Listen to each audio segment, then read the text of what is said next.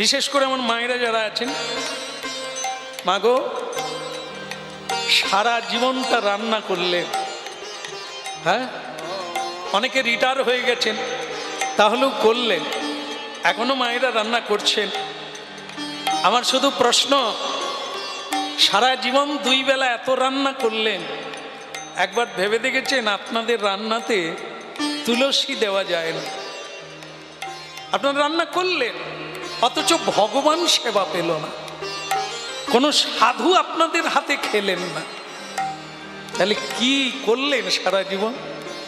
অসুরেরা খেল, বোতল কোম্পানির লোক খেয়ে গেল, হ্যাঁ দানবেরা খেল, কিন্তু সাধু খেলো না, সচ্চিদানন্দ ভগবানও খেলো না। আপনাদের মুক্তি কি কারণে হবে, কি দিয়ে হবে, কোন রাস্তায় হবে? আপনাদের কাজ তো ওইটা, সেবা কাজ করে যাচ্ছে, কিন্তু কার সেবা করছে? যারা সুরাপান করে, যারা চরিত্রহীন, যারা লম্পট, যারা বিদ্যার দ্বারা অপরকে ঠকায়, চুরি করে, আপনারা তাদের সেবা করছেন। পুণ্য হবে না পাপ হবে? কি জবাব দেবেন কাঠগড়ায় দাঁড়িয়ে? সবাইকে তো দাঁড়াতেই হবে। দেখবেন জজ কোর্টে গিয়ে দেখবেন, জজের পিছনে দেখবেন দেওয়ালে একটা পুতুল আছে, পুতুলের হাতে দাঁড়ি পাল্লা, তার চোখে কালো কাপড় দিয়ে বাঁধা। ওটা কে? কেন ওখানে লাল কাপড়ে বাঁধা? যে কেউ, যে কোনো ধর্মের মানুষ যাও, ওটায় হাত দিয়ে বলতে হবে, যাহা বলিব মিথ্যা বলিব। ও ভুল হয়ে গেছে, যাহা বলিব সত্য বলিব, সত্য বই। আমি অনেককে জিজ্ঞাসা করেছি, হ্যাঁ রে তুই কবার গেলি ওখানে? বলে আমি 22 বার গেলাম। তাই বলতো লাল কাপড়ের ভিতরে কি আছে? বলে জানিনি বাবু কি আছে, আমার অত জানার দরকার, আমি পয়সা পাবো, সাক্ষী দেব, ও কি আছে? আরে সর্বনাশ,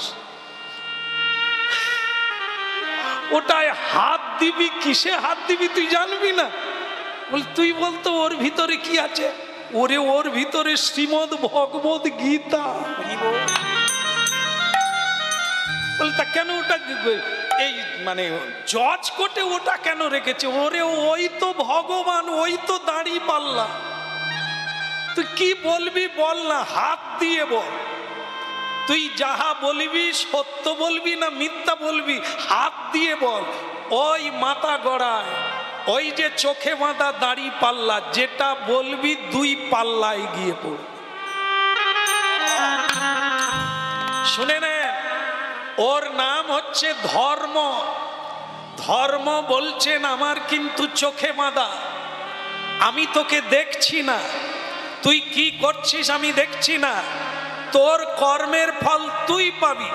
এই দাড়ি পাল্লার দুটো দিকে, একটা ভালো একটা মন্দ, তুই যা করবি এই পাল্লায় পড়বে।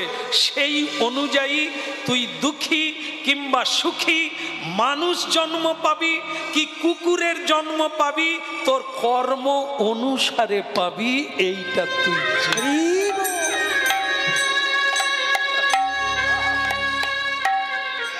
এত কিছু আছে ভেবে কেউ দেখেছে? হ্যাঁ, তাই ভক্তমণ্ডলী মায়েরা গীতা পড়ুন আর বুঝে নেন, কান্না বন্ধ হয়ে যাবে, চোখের জল আর কোনোদিন পড়বে না। গীতা পড়ে নেন, হাসবেন, কেউ মরে গেলেও হাসবেন, আর নিজের মৃত্যুর জন্যও আপনি কাঁদবেন না। হ্যাঁ, দেহস্মিন যথা দেহে কৌমারং যৌবনং জরা তথা দেহান্তর প্রাপ্তি ধীরস্তত্র নমুজ্জতি।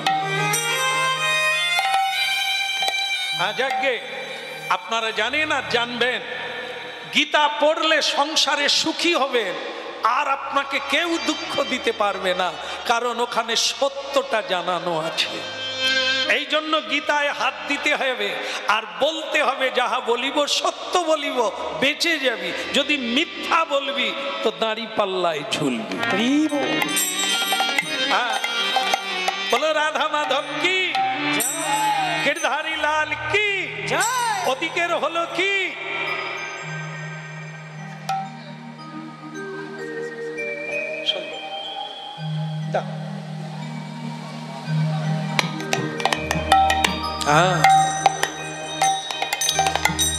দিলে যেমন ভালোও লাগে ভয়ও লাগে, কোথায় গেঁথে দেবে তার ঠিক।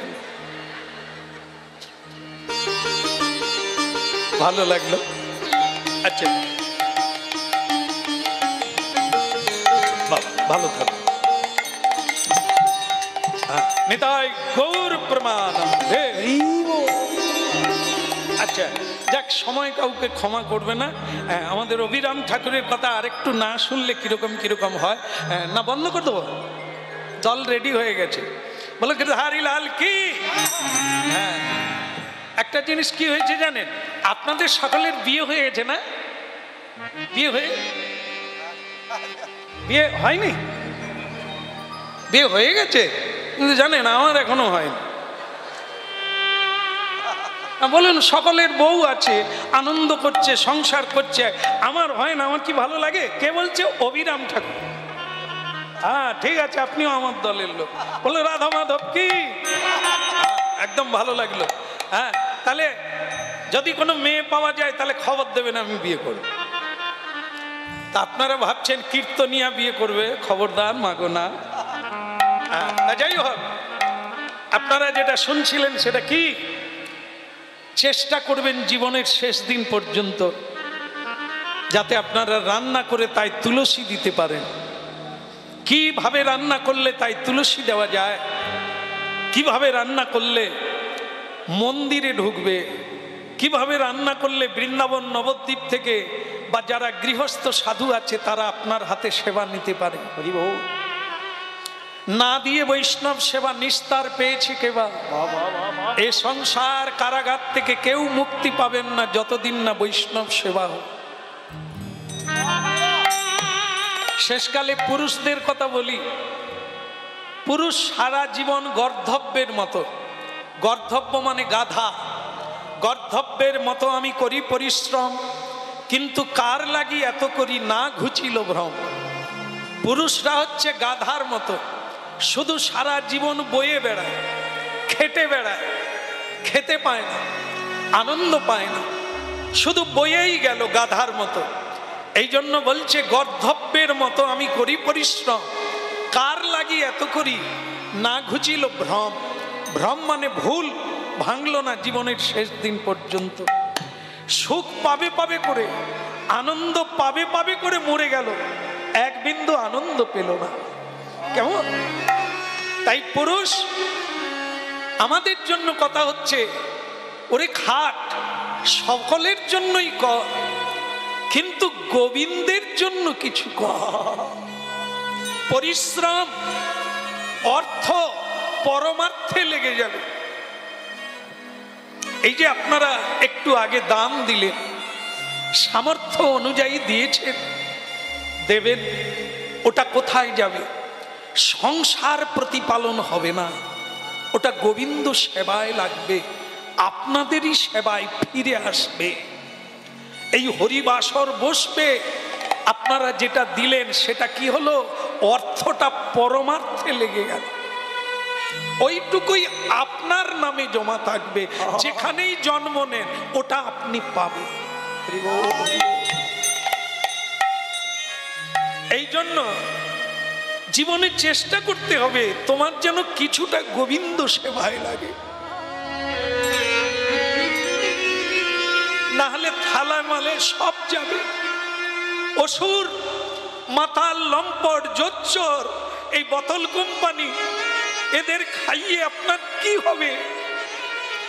সজ্জন সঙ্গতি রেখা, তাদের সেবা দাও, যারা ভালো মানুষ, যারা পৃথিবীর কল্যাণ করছে তাদের সেবায় লাগাও, পৃথিবীর সেবায় লাগাও, যাতে তোমার ধন তোমার জন্য ফিরিব। হরে মুরারে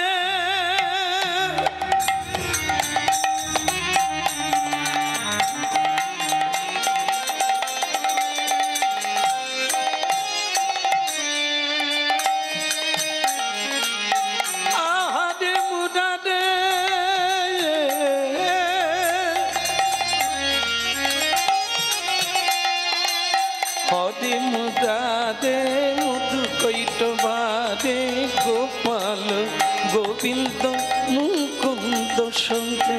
হরে মুরারে মধু কৈত ভারে গোপাল গোবিন্দ মুকুন্দ সৌরে। হরে মুরারে মধু কৈত ভারে গোপাল গোবিন্দ মুকুন্দ সৌরে। হরে মুরারে মধু কৈত ভারে গোপাল গোবিন্দ মুকুন্দ সৌরে। যজ্ঞেশ্বর নারায়ণ কৃষ্ণ বিষ্ণু নিরাশ্রয় মাম জগদীশ্বর রক্ষ। যোগেশ্বর নারায়ণ কৃষ্ণ বিষ্ণু নিরাশ্রয় মাম জগদীশ্বর রক্ষ। আর যজ্ঞেশ্বর নারায়ণ কৃষ্ণ বিষ্ণু নিরাশ্রয় মাম জগদীশ্বর রক্ষ। ও যোগেশ্বর নারায়ণ কৃষ্ণ বিষ্ণু নিরাশ্রয় মাম জগদীশ্বর রক্ষ। হরে মুরারে মধু কৈত ভারে গোপাল গোবিন্দ মুকুন্দ সৌরে। হরে মুরারি মধু কৈত ভারে গোপাল গোবিন্দ মুকুন্দ সৌরে।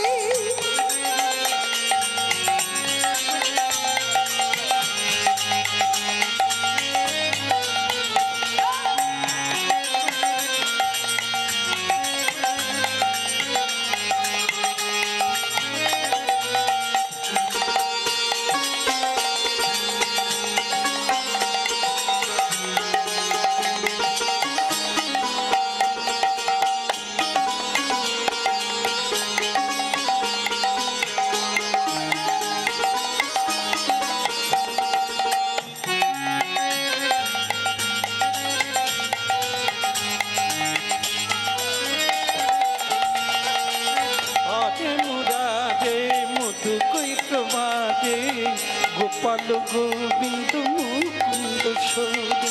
হরে মুরারি মধু কৈত ভারে গোপাল গোবিন্দ মুকুন্দ সৌরে। যজ্ঞেশ্বর নারায়ণ কৃষ্ণ বিষ্ণু নিরাশ্রয় মাম জগদীশ্বর রক্ষ।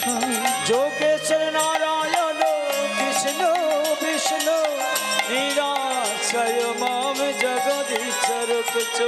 হরে মুরারে মধু কৈত ভারে গোপাল গোবিন্দ মুকুন্দ সৌরে।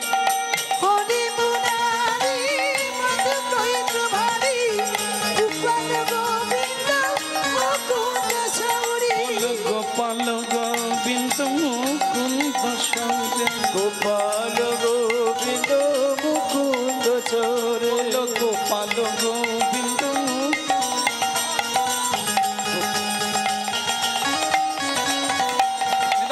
গৌর হরিব।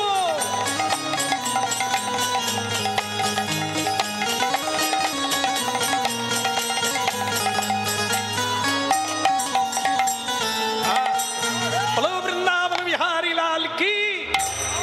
বিয়ে হলো কি?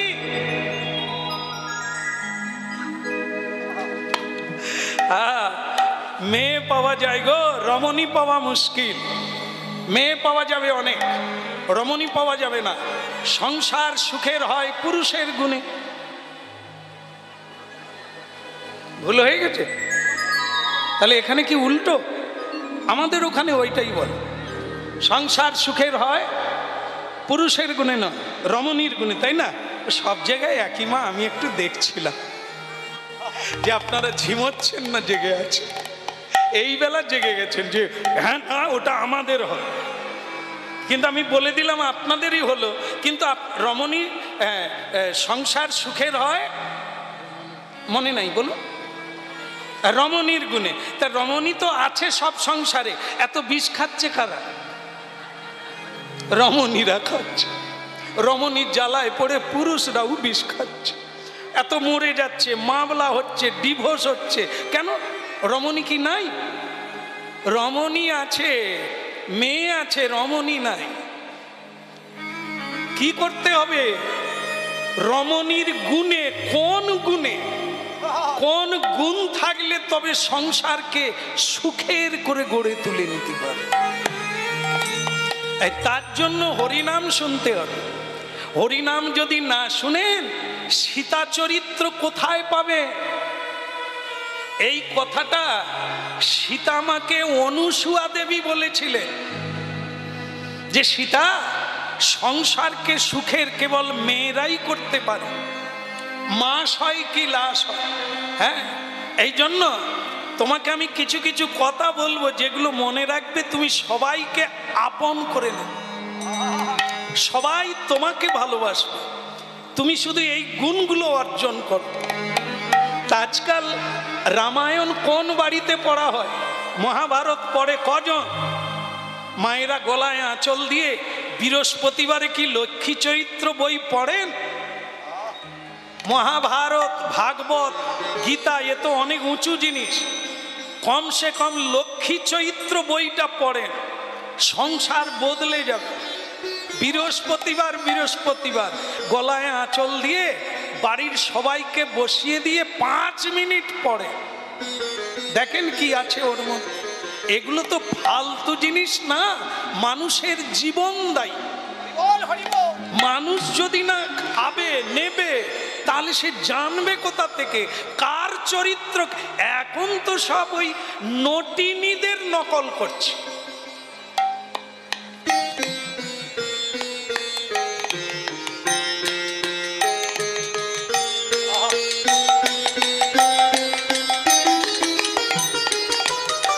আমি যদি ভুল বলি মিলিয়ে নেবে।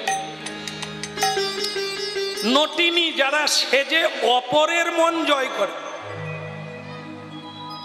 স্বামী বাইরে আছে, তার স্ত্রী বিয়ে বাড়িতে যাচ্ছে, আরে কি ডিজাইন দিচ্ছে, কত কিছু দিল। আমি বলি মাতাজি কোথায় যাবে? বিয়ে বাড়িতে, বান্ধবীর বিয়ে। আপনি যে এত সাজলেন কে দেখবে? কেন? যারা আসবে। বিয়ের সময় আপনাদের মনে আছে কিনা জানি না, এই সিঁদুর দেওয়ার পরে কি করেন বলুন তো? এই আপনারও বিয়ে হয়েছে? কি সুন্দর বাবা আমার দেখিয়ে দিলেন। বাড়ির লোক থাকলে গন্ডগোল হবে। এই যে বাঁ হাতে ধরলো, ডান হাতে দিল, দিয়ে মাত্র জিজ্ঞাসা করুন তো কজন জানে বিয়ে করে ফেলেছে? যার মাথায় দিচ্ছে সেও জানেন। এখন তো সিঁদুর রাখেন, ক্যান্সার হয়ে যাবে। এই জায়গা নাকি সিঁদুর দিতে দিতে পয়জন হয়ে যায়, এই জন্য সিঁদুর দেয় না, একটা টিপ দিয়ে সেরে দিল। যাই হোক, যেখানে সেখানে দেখবেন হনুমান সিঁদুর মেখে বসে আছে। কেন না, মা সীতা দেবী একদিন সিঁদুর পড়ছে, জানালা দিয়ে হনুমান দেখেছে, দেখে বলছে মা এটা কি, এটা তুমি কপালে দিলে কেন? তো সীতা মা তখন বলছেন বাবা তুই বুঝবি না, এ তোমার বাবার মঙ্গলের জন্য আমি সিঁদুর পড়ছি, শীতেতে সিঁদুর দিচ্ছি। হ্যাঁ, আমি সিঁদুর পড়লে তোমার বাবার মঙ্গল হবে, তাই এই জন্য আমি সিঁদুর। সে হনুমান বলে বাবার যদি সিঁদুর পড়লে মঙ্গল হয় তাহলে আমি গোটা গায়ে সিঁদুর মাখব। বাস, তাকে আর কে থামাবে? সে গোটা গায়ে সিঁদুর মাখছে। আরে কি হলো? বলে আমার বাবার মঙ্গল হোক। এই জন্য আজও পর্যন্ত দেখবেন যেখানে যেখানে হনুমান আছে সারা গায়ে সিঁদুর মাখা আছে। সীতামা যদি বাবার মঙ্গল করে তা আমি পারি না, আমি তার ছেলে। তাহলে মা এই সিঁদুরটা হচ্ছে স্বামীর মৃত্যুবান বলে কথা।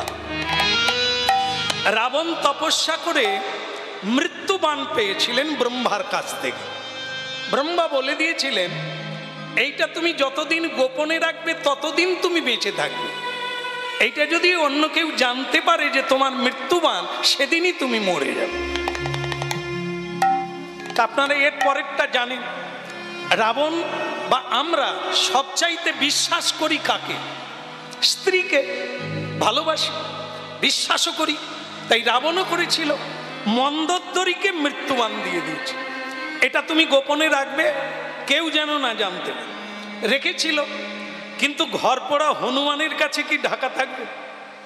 সে হনুমান ছদ্মবেশ ধারণ করে, ব্রাহ্মণের বেশ ধারণ করে, জ্যোতিষীর বেশ ধারণ করে রাবণের ঘরে ঢুকেছে, মন্দোদরী যেখানে।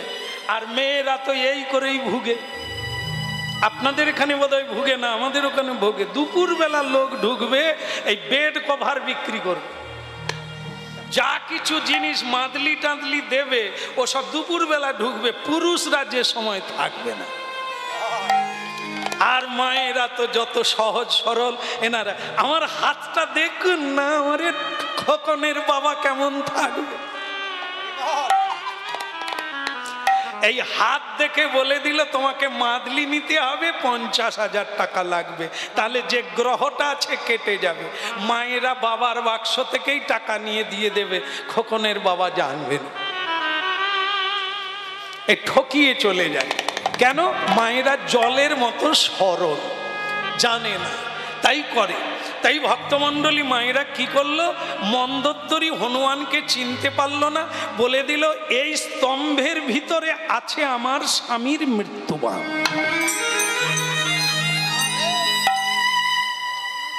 হনুমান লাথি মেরে বানটা নিয়ে চলে গেল। রাবণ বুঝলো মন্দোদরী গোপন রাখলো না, আমার মৃত্যুবান রামের হাতে। দেখুন, এটা জানতো কে? বিভীষণ, যে দাদার মৃত্যুবান আছে, ওকে কেউ মারতে পারবে না, সেটা দরকার। তাই সেটা বলেছিল হনুমান, সেটা এনেছিল। আমার যেটা বলার সেটা হলো এটাই, মায়েদের কাছে স্বামীর মৃত্যুবান হলো এই সিঁদুর, এই শীতে এই জন্য ঢেকে দিয়েছিল। এটা গোপনে রাখো, যতদিন তুমি গোপন করতে পারবে। তোমার ওই শীতের সিঁদুর যেমন রাঙা থাকে, তুমি রাঙা শাড়ি পরবে, অলংকার পরবে, তুমি সতী নারী হয়ে পতির সঙ্গে ঘুরতে পারবে, অনেক কিছু তুমি করতে পারবে এইটাকে ধরে রাখতে পারলে। এটাই নারী জীবনের সর্বশ্রেষ্ঠ। নারী জীবনের কোনো দেবতা নেই, নারী জীবনের কোনো ভগবান নেই, নারী জীবনের কোনো সাধনা নেই, তার স্বামী। এই স্বামীর ভজন করে ঈশ্বরকে প্রাপ্ত হয়েছে বৃন্দাবনের ব্রজগোপীগণ। কলিকালে ভক্ত কবি জয়দেবের সেবা করে পদ্মাবতী কৃষ্ণ পেয়ে গেল আগে।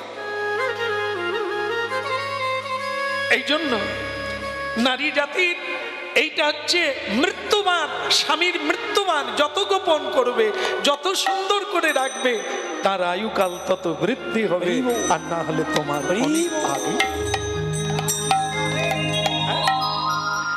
হেলাতে জীবন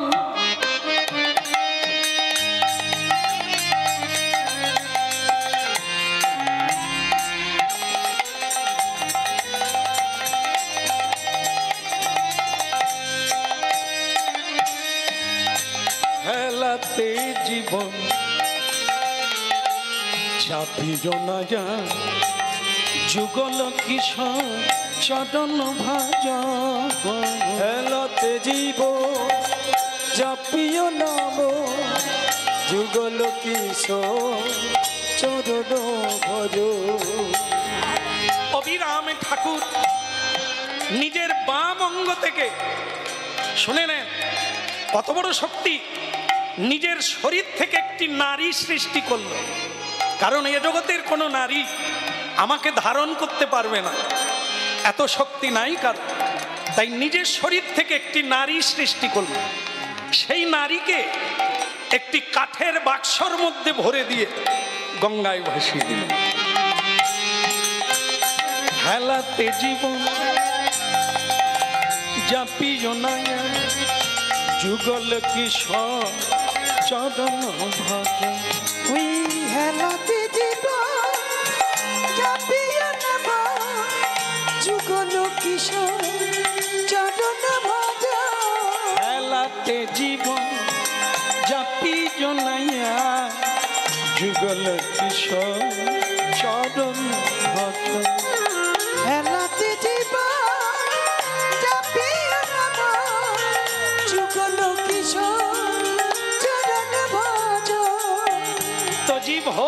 আশা নামি মকরম তো জীবগ আশা হরি নাম মকরন্ধে তো জীবগে আশা হরি নামি মকরম দে তো জীবগ আশা হরি নাম মকরন্ধে রে পিপাসু মন মধুপে মজম ও রে পিপাসু মন মধুপে মজম ওই হেলাতে জীবন যা পিও নায়া যুগল কিশোর চরণ ভজ হেলাতে জীব জাপিও নাম যুগল কিশোর চরণ ভজ হেলাতে জীবন যা পিও নাম যুগল কিশোর চরণ ভজ ওই হেলাতে জীব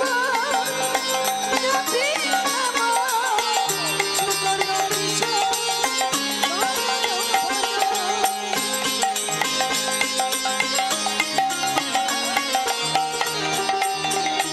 তাই গৌর হরিব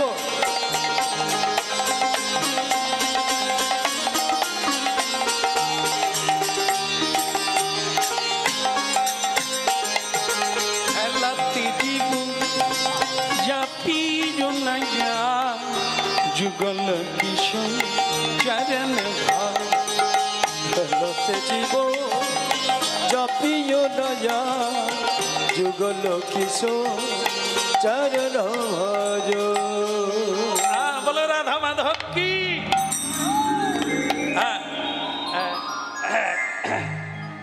কে আছে 9:30 বেজে গেছে দল আসবে না আসতিছে আসতিছে তা যাই হোক দিলে সারা রাত্রি গাইব কিন্তু যেহেতু পরবর্তী দল রয়েছে বিখ্যাত দল গুণগ্রাহী শ্রদ্ধেয় কীর্তনিয়া রয়েছে আপনাদের জন্য তো সুতরাং যদি ভগবান কৃপা করে আবার কোনোদিন টেনে আসবে তো এখন কি হলো বাক্সটা গিয়ে একটা ফুল বাগানে ঠেকলো মরা ফুল গাছ বেঁচে গেল বাক্সটার দিকে দেখে মালিরা বাক্সটা খুলতে শুরু করলো বাক্সের ভিতরে কি অবিরাম ঠাকুর যাকে বাক্সের মধ্যে ভরে গঙ্গায় ভাসিয়ে দিয়েছিল সে বাক্স থেকে বেরিয়ে পড়ল কি স্বয়ং লক্ষ্মীর প্রতিমা কে গো মা তুমি কে উলুধ্বনি শঙ্খধ্বনি বেজে উঠলো বাক্সের ভেতর থেকে লক্ষ্মী দেবী বেরিয়ে এলো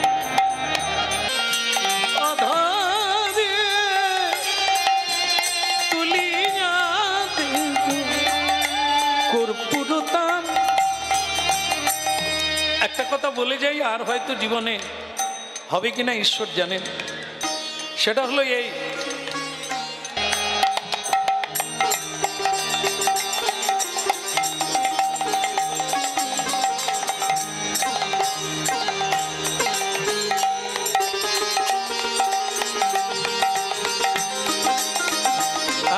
তাহলে কি হলো বাক্সের ভেতর থেকে বেরোলো কে যাকে অবিরাম ঠাকুর বাক্সে ভরে দিয়েছিলেন কোথায় বেরোলো হুগলি কাজীপুর সেই কাজীপুর মানে মুসলমান ইসলাম ধর্মের মানুষের ওখানে বাক্সটি ভেসে উঠল আর সেখানে বাঙালিও ছিল মালিনী পাড়া তারা ওটাকে বের করে দেখলো একটি রমণী নাম দিলেন তারা আজ থেকে তোমার নাম হবে মালিনী